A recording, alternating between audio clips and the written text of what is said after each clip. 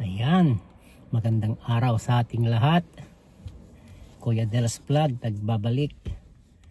Welcome to my channel. Yan, gusto lang natin mag-react sa kapwa nating OFW na zero remittance daw sa birthday ni ex-President Duterte.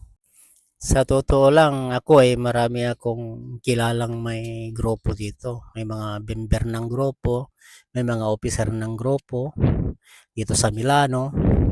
Pero normally, ang bawat grupo nasa more or less 50 person lang ang member. At saka kung tutuusin, kung ang kapwa nating OFW na nagsasabi na iboboykot daw ang remittance sa darating na kaarawan ng dating Pangulong Duterte, ay maliit na bilang lang yan.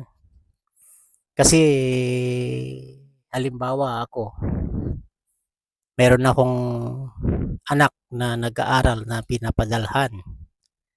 Tapos meron din kaming magulang na sinusuportahan naming magkakapatid.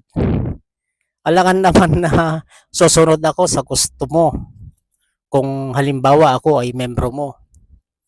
Alangan naman na susunod ako sa kagustuhan mo na i-boycott ang remittance ng aking pamilya. Sigurado ako ang grupo mo, maliit na bilang lang yan, ay hindi lahat ay sasang-ayon sa kagustuhan mo.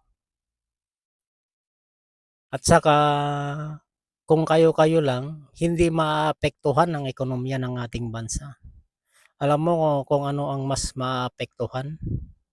Ang pamilya na susunod sa'yo sa kagustuhan mo na iboboykot ang remittance nila.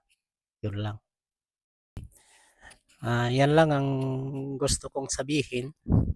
At sigurado ako, mas marami pa rin na OFW ang sumusuporta sa current administration.